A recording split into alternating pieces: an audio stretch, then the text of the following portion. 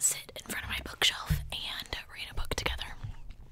I know that some of you have really been asking for this video, and I'm so sorry that it took me so long to make it. I was so irritated when my computer ate it, but I thought you'd like to see my little bookshelf. Got little Harry and little Voldemort here. Even my dad is joining us. This is a huge bookshelf that I found, and it's usually, you can catch it in the corner of my videos, up by my shoulder, and I thought it made more of an interesting backdrop to read to you than my curtains. Anyway, so we're gonna read some of Fault in Our Stars. I did just finish reading, or filming, the case of Shanda Shearer, so it was an hour long, so I don't know how long my voice is gonna hold out, but let's get right to it, okay?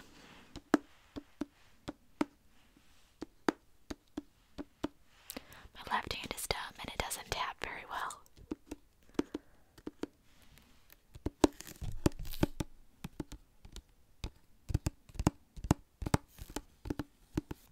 Also doesn't help that I don't really have fingernails.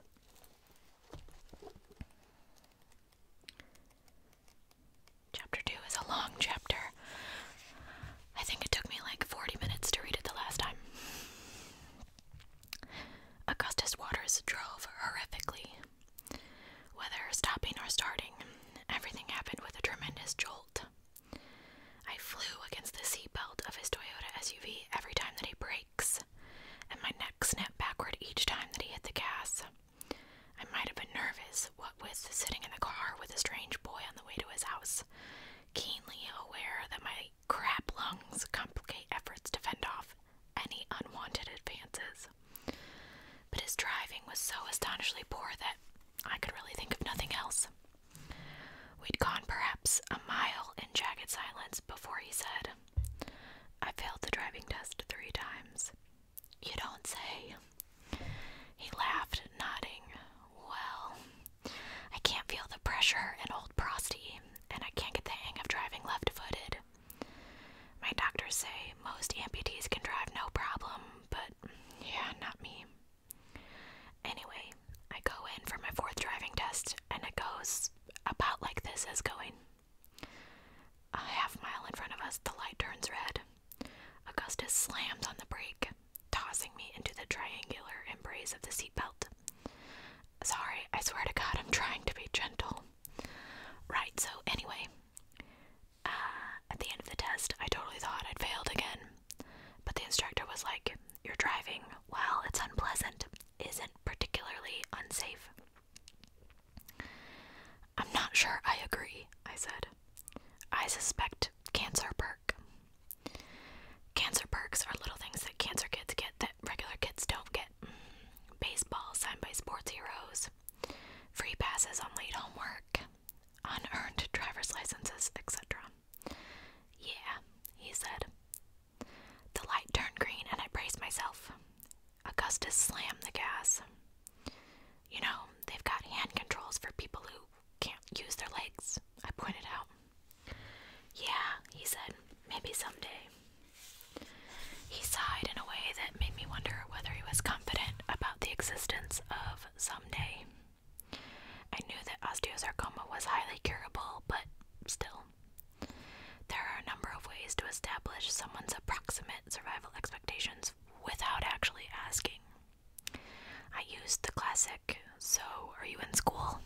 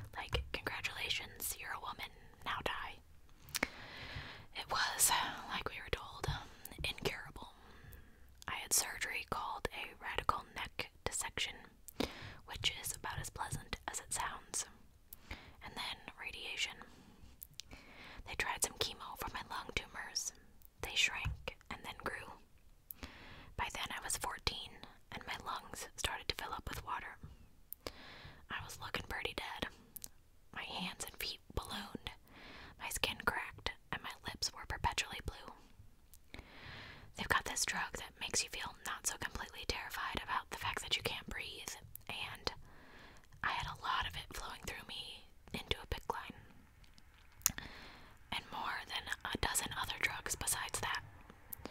Even so, there's a certain unpleasantness to drowning, particularly when it occurs over the course of several months. I finally ended up in the ICU with pneumonia, and my mom knelt by my side and said, "Are you ready, sweetie?" I told her I was, and my dad just kept telling me that he loved me in this voice that was not breaking so much as already broken. I kept telling him I loved him too, and everyone was holding hands. I couldn't catch my breath, and my lungs were acting desperate, gasping, pulling me out of bed, trying to find a position that could get them air. I was embarrassed by their desperation and disgusted that they wouldn't just let go. I remember my mom telling me it's okay, I was okay, I would be okay. And my father was trying so hard not to sob that when he did, which was regularly, it was an earthquake, and I remember wanting not to be awake. Everyone figured I was finished, but my cancer doctor, Maria, managed to get some of the fluid out of my lungs, and shortly thereafter, the antibiotics they'd given me for the pneumonia kicked in. I woke up and got into one of those experimental trials that are famous in the Republic of Cancervania for not working. The drug itself was Flaxivor. Yeah. I'm sure I murdered that. This molecule was designed to attach itself to cancer cells and slow their growth. It didn't work in about 70% of people, but it worked in me. My tumors shrank, and they stayed shrunk. In the past 18 months, my meds have hardly grown, leaving me with lungs that suck at being lungs, that could still conceivably struggle along indefinitely with the assistance of drizzled oxygen, and daily Flaxivor. Admittedly, my cancer miracle only resulted in a bit of purchase time, and I did not know the size of the bit. But when telling Augustus Waters, I painted the rosiest possible picture, embellishing the miraculousness of my miracle. "So now you gotta go back to school," he said. "Actually, I can't," I explained, because I already got my GED. "I'm taking classes at MCC, which was our community college." "College girl," he said, nodding. "That explains the aura of sophistication." He smirked at me, and I shoved his upper arm playfully. I could feel the muscle right beneath his skin, all tense and amazing. We made a wheel-screeching turn into a subdivision with 8-foot-high stucco walls. His house was the first on the left, a 2-story colonial, and we jerked to a halt in the driveway. I followed him inside, and a wooden plaque in the entryway was engraved with cursive. The words, "A home is where the heart is." I had one of those in my house when I was young. And the entire house turned out to be festooned in such good observations. "Good friends are hard to find and impossible to forget," read an illustration above the coat rack. "True love is born from hard times," promised a needlepoint pillow in the antique furnished living room. Augustus saw me reading. "My parents call them encouragements," he explained. "They're everywhere."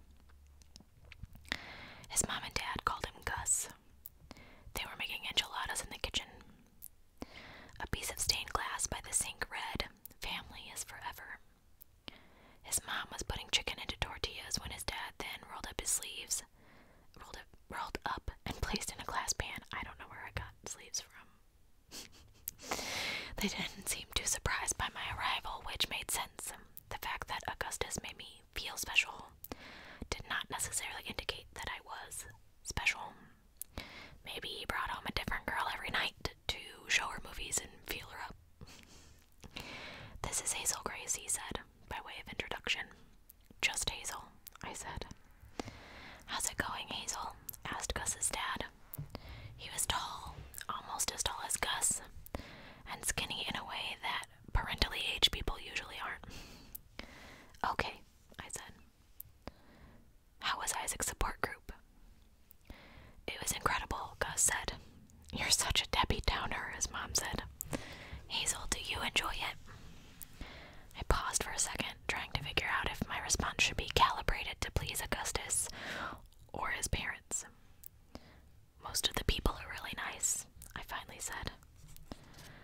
That's exactly what we found with families at the memorial when we were in the thick of it with Gus's treatment, his dad said. Everyone was so kind and strong. In the darkest days, the Lord puts the best people in your life. Quick, get me a throw pillow and some thread because that needs to be an encouragement, Augustus said. His dad looked a little annoyed, but then Gus wrapped his arm around his neck and said, I'm just kidding, Dad. I like the freaking encouragements. I really do. I just can't admit it because I'm a teenager. His dad rolled his eyes. You're joining us for dinner, I hope, asked his mom. She was small and brunette and vaguely mousy. I guess, I said. I have to be home by 10, and I also don't, eat meat.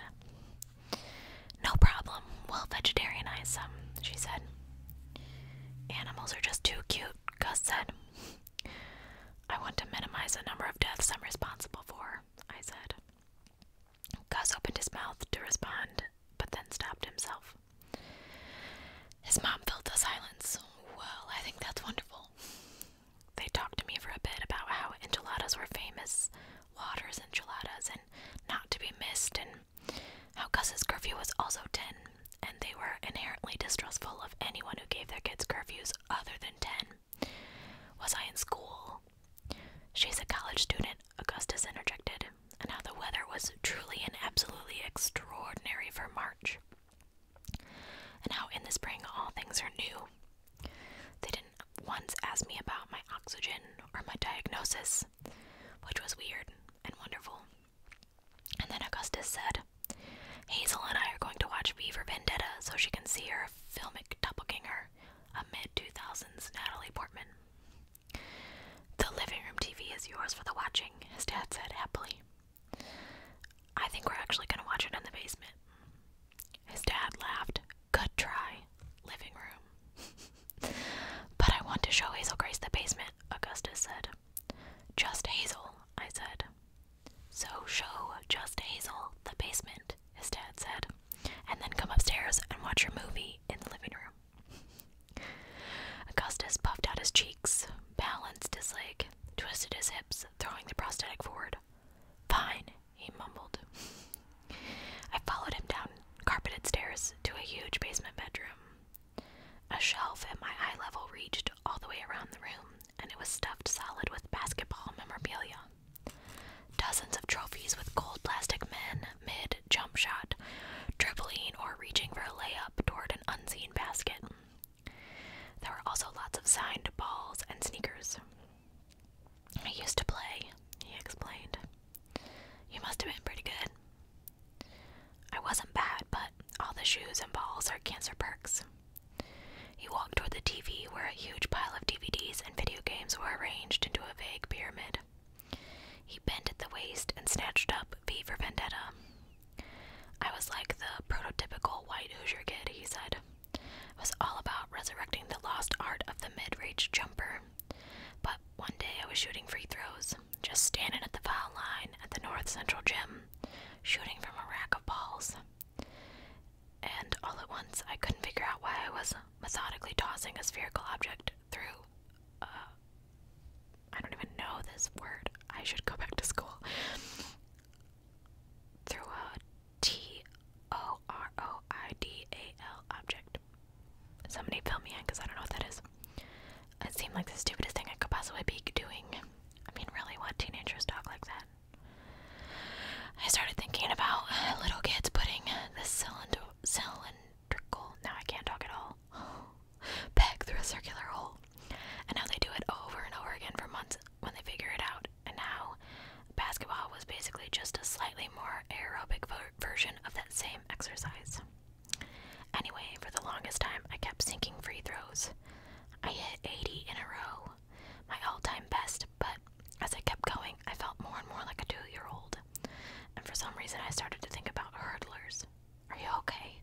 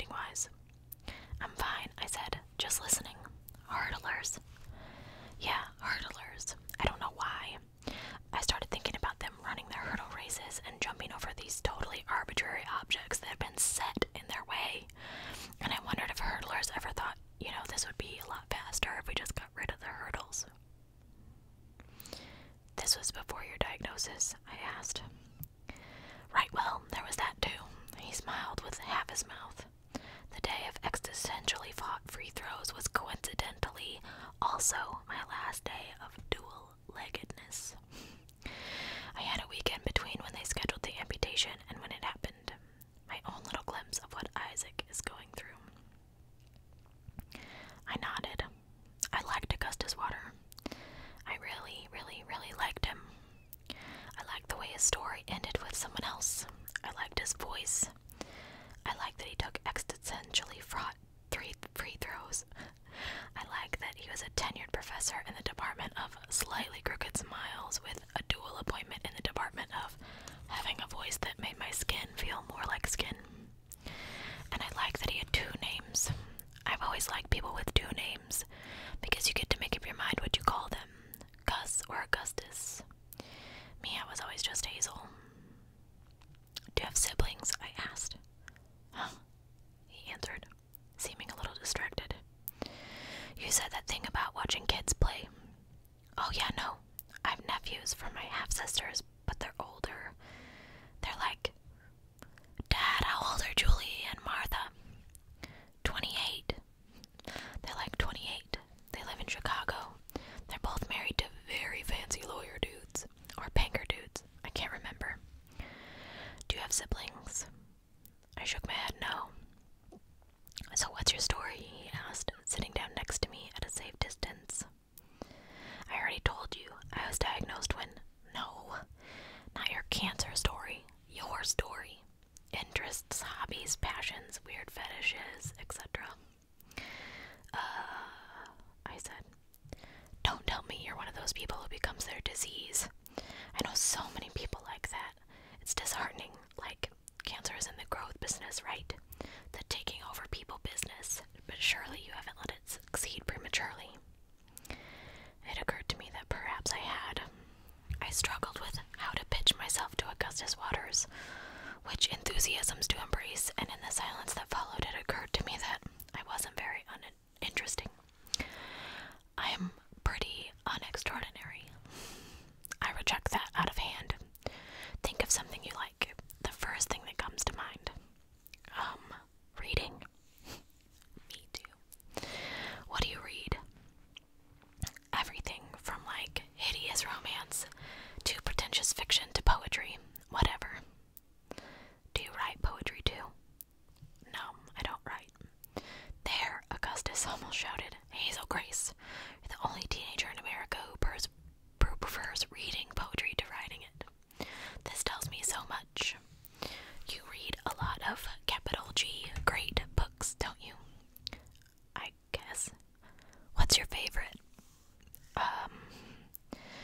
My favorite book by a wide margin was An Imperial Affliction, but I didn't like to tell people about it. Sometimes when you read a book and it fills you with this weird evangelical zeal, and you become convinced that the shattered world will never be put back together unless and until all living humans read this book. And then there are books like An Imperial Affliction, which you can't tell people about. Books that are so special and rare and yours that advertising your affection feels like a betrayal. It wasn't even that the book was so good or anything, it was just that the author, Peter Van Houten, seemed to understand me in weird and impossible ways.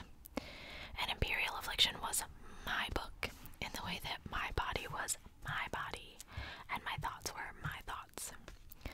Even so, I told Augustus, my favorite book is probably An Imperial Affliction, I said.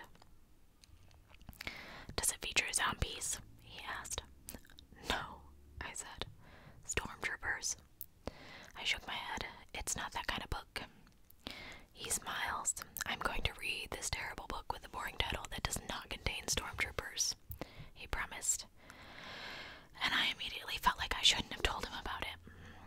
Augustus spun around to a stack of books beneath his bedside table, grabbed a backpack and a pen. As he scribbled an inscription on the title page, he said, All I ask in exchange is that you read this brilliant and haunting novelization of my favorite video game. He held up the book, which was called The Price of Dawn. I laughed and took it, and our hands got kind of muddled together in the book handoff, and then he was holding my hand. Cold, he said, pressing a finger to my pale wrist. Not cold as much as under-oxygenated, I said. I love it when you talk medical to me, he said.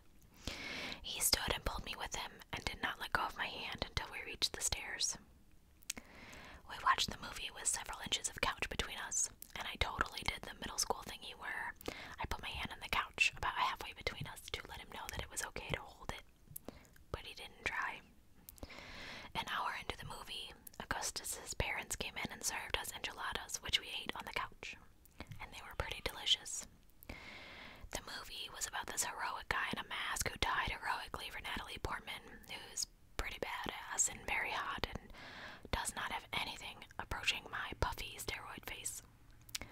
As the credits rolled, he said, "Pretty great, huh?" Pretty great, I agreed. Although it wasn't really. It was kind of a boy movie, and I don't know why boys expect us to like boy movies. We don't expect them to like girl movies. "I should get home. Class in the morning," I said. I sat on the couch for a while as Augustus searched for his keys. His mom sat down next to me and said, "I just love this one, don't you?" I guess I'd been looking toward the encouragement above the TV, a drawing of an angel with the caption, "Without pain, how could we know joy?" This is an old argument in the field of thinking about suffering, and its stupidity and lack of sophistication could be plumbed for centuries, but suffice it to say that the existence of broccoli does not in any way affect the taste of chocolate. "Yes," I said, a lovely thought. I drove Augustus's car home with Augustus riding shotgun.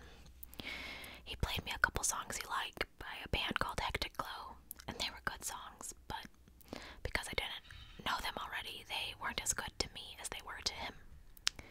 I kept glancing over at his leg, or the place where his leg had been, imagining what the fake leg looked like. I didn't want to care about it, but I did a little. He probably cared about my oxygen. Illness repulses. I learned that a long time ago, and I suspected that Augustus had too. As I pulled up outside my house, he clicked the radio off. The air thickened. He was probably thinking about kissing me, and I was definitely thinking about kissing him. Wondering if I wanted to. I'd kiss boys, but it had been a while. Pre-miracle. I put the car in park and looked over at him. He really was beautiful. I didn't know that boys were supposed to be, but he was. "Hazel Grace," he said, my name new and better in his voice. "It has been a real pleasure to make your acquaintance." "Ditto, Mr. Waters," I said. I felt shy looking at him, and I could not match the intensity of his water blue eyes. "May I see you again?" he asked. There was an endearing nervousness in his voice. "Sure." "Tomorrow?" he asked. "Patience, Grasshopper," I counseled. "You don't want to seem overeager." "Right, that's why I said tomorrow," he said. "I want to see you again tonight, but I'm willing to wait all night and much of tomorrow." I rolled my eyes. "I'm serious," he said. "You don't even know me," I said. I grabbed the book from the center console. "How about I call you when I finish this?" "But you don't even have my phone number," he said. "I strongly suspect you wrote it in the book." He broke out into that goofy smile. "And you say we don't know each other." So, that's the end of chapter 2. Let's see how long chapter 3 is. Yeah, let's read chapter 3. Let me take a little sippy here.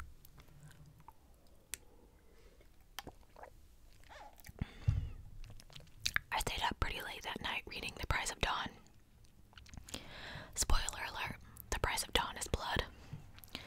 It wasn't an Imperial affliction, but the protagonist, Staff Sergeant Max Mayhem, was a vaguely likable. Despite all the killing, by my count, no fewer than 118 individuals in 284 pages.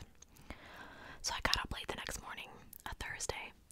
Mom's policy was never wake me up because one of the job requirements of a professional sick person is sleeping a lot. So I was kind of confused at first when I jolted awake with her hands on my shoulders. "It's almost 10, she said. "Sleep fights cancer," I said. I was up late reading. "Must be some book," she said, as she knelt down next to the bed and unscrewed me from my large rectangular oxygen concentrator, which I called Philip because it kind of looked like a Philip. Mom hooked me up to a portable tank and then reminded me that I had class. "Did that boy give it to you?" she asked out of nowhere. "By it, do you mean herpes?" "You're too much," Mom said. "The book, Hazel.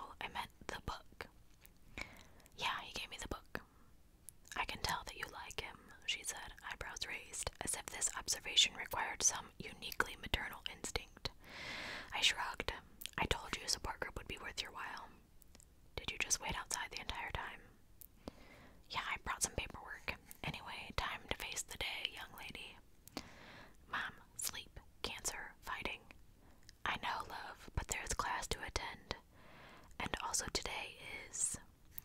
The glee in Mom's voice was evident. Thursday.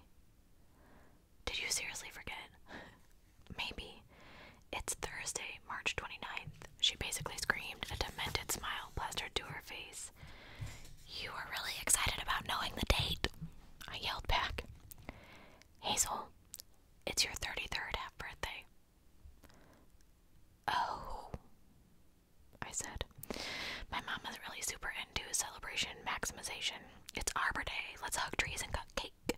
Columbus brought smallpox to the natives. We shall recall the occasion with a picnic, etc. Well, happy 33rd half birthday to me, I said. What do you want to do on your very special day? Come home from class and set the world record for the number of episodes of Top Chef watched consecutively. Mom reached up to the shelf above my bed and grabbed Bluey, the bluest stuffed bear I'd had since I was like 1, back when it was socially acceptable to name one's friends after their hue. You don't want to go to a movie with Caitlin or Matt or someone? These are my friends. It was an idea. Sure, I said. I'll text Caitlin and see if she wants to go to the mall or something after school. Mom smiled and hugged the bear to her stomach. It's so cool to go to the mall, she asked. I take quite a lot of pride in not knowing what's cool, I answered. I texted Caitlin, took a shower, and got dressed, and Mom drove me to school. My class was American Literature, a lecture about Frederick Douglass in a mostly empty auditorium, and it was incredibly difficult to stay awake. 40 minutes into the 90-minute class, Caitlin texts me back. Awesome sauce. Happy half birthday. Castleton at 3:32. Caitlin had the kind of packed social life that needed to be scheduled down to the minute. I responded, sounds good, I'll be at the food court. Mom drove me directly from school to the bookstore attached to the mall, where I purchased both Midnight Dawns and Requiem for Mayhem, the first 2 sequels in the price of Dawn. And I walked over to the huge food court and bought a Diet Coke. It was $3.21. I watched these kids playing in a pirate ship indoor playground while I read. There was this tunnel that the 2 kids kept crawling through over and over, and they seemed to never get tired, which made me think of Augustus Waters and the free throws. Mom was also in the food court, alone, sitting in a corner where she thought I couldn't see her, eating a cheesesteak sandwich and reading some papers. Medical stuff, probably. The paperwork was endless. At 3:32 precisely, I noticed Caitlin striding confidently past the walk house. She saw me the moment I raised my hand and flashed her very white, newly straightened teeth at me and headed over. She wore a knee-length charcoal coat that fit perfectly and sunglasses that dominated her face. She pushed them up on top of her head as she leaned down to hug me. Darling, she said, vaguely British, how are you? People didn't find the accent odd or off-putting. Caitlin just happened to be an extremely sophisticated 25-year-old British socialite stuck inside a 16-year-old body in Indianapolis. Everyone accepted it. I'm good, how are you? I don't even know anymore. Is that diet? I nodded and handed it to her. She sipped through the straw. I do wish you were at school today. Some of these boys have become downright edible. Oh yeah, like who? I asked. She proceeded to name 5 guys that we had attended elementary and middle school with, but I couldn't picture any of them. I've been dating Derek Wellington for a bit, she said, but I don't think it'll last. He's such a boy. But enough about me. What's new in Hazelverse? Nothing really, I said. Health is good. The same, I guess. Philaxaphore, she enthused, smiling. So you could just live forever, right? Probably not forever, I said. But basically, she said, so what else is new? I thought of telling her I was seeing a boy too, or at least I'd watched a movie with one, because I knew it would surprise and amaze her that anyone as disheveled and awkward and stunted as me could even briefly win the affections of a boy. But I didn't really have much to brag about, so I just shrugged. What in heaven is that? Asked Caitlin, gesturing to the book. Oh, it's sci-fi. I've kind of gotten into it. It's a series. I am alarmed. Shall we shop? We went to a shoe store, and as we were shopping, Caitlin kept picking out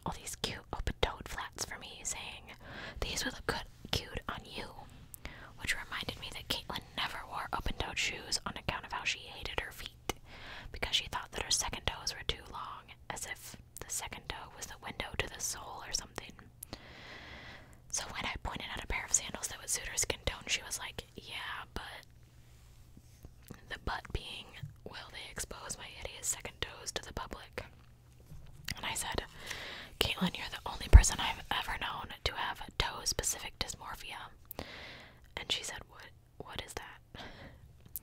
You know, like when you look in the mirror and the thing you see is not the thing as it really is. Oh, she said. Do you like these? She held up a pair of cute but unspectacular Mary Janes, and I nodded. As she found her size and tried them on, she paced up and down the aisle, watching her feet in the knee-high angled mirrors. She grabbed a pair of strappy hooker shoes and said, "Is it even possible to walk in these? I mean, I would just die." And then stopped short and looked at me as if to say, "I'm sorry," like it were a crime to mention death to the dying. "You should try them on," she continued, trying to paper over the awkwardness. "I'd sooner die," I assured her. I ended up picking out some flip-flops just so I could have something to buy, and then sat down on one of the benches opposite a bank of shoes and watched Caitlin snake her way through the aisles, shopping with the kind of intensity and focus that one usually associates with professional chess. I kind of wanted to take out Midnight Dawns and read for a while, but I knew that'd be rude, so I just watched Caitlin. Occasionally she'd circle back to me, clutching some closed-toed prey, and say, "This?" And I would try to make intelligent comments about the shoe, and when she finally bought 3 pairs, I bought my flip-flops, and we exited. She said, "Anthropology." "I should head home, actually," I said. "I'm kinda tired." "Sure, of course," she said. "I have to see you more often, darling." She placed her hand on my shoulders, kissed me on both cheeks, and marched off, narrow hips swishing. I didn't go home, though. I told Mom to pick me up at 6, and while I figured she was still in the mall or in the parking lot, I still wanted the next 2 hours to myself.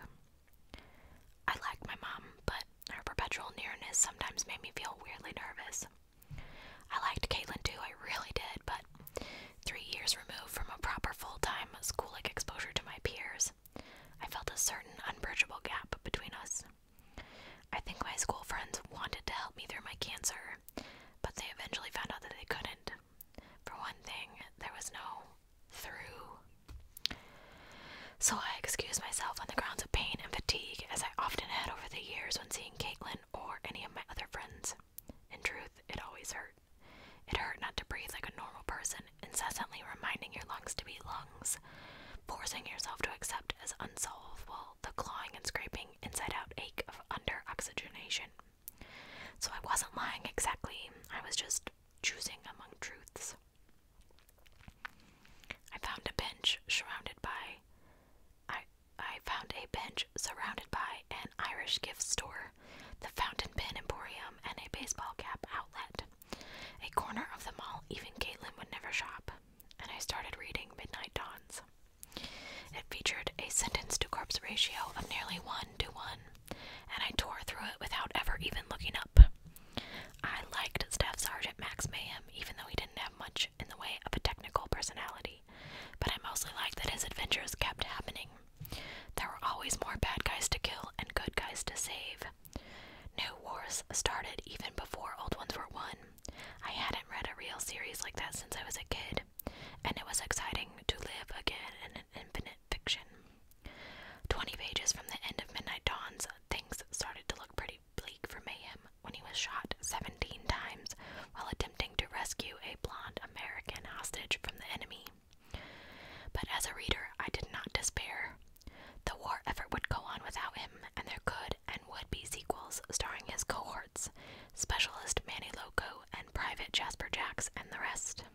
I was just about to the end when this little girl with barretted braids appeared in front of me and said, "What's in your nose?" I said, "It's called a cannula. These tubes give me oxygen and help me breathe better."